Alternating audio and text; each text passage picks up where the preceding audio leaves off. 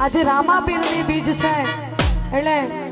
રોમસાપીરને યાદ કરીને ગાવું હોય, રણુજાવાળાને બાબારીને યાદ કરીને ગવાતું હોય ત્યારે એ ગાડીઓ હલકારો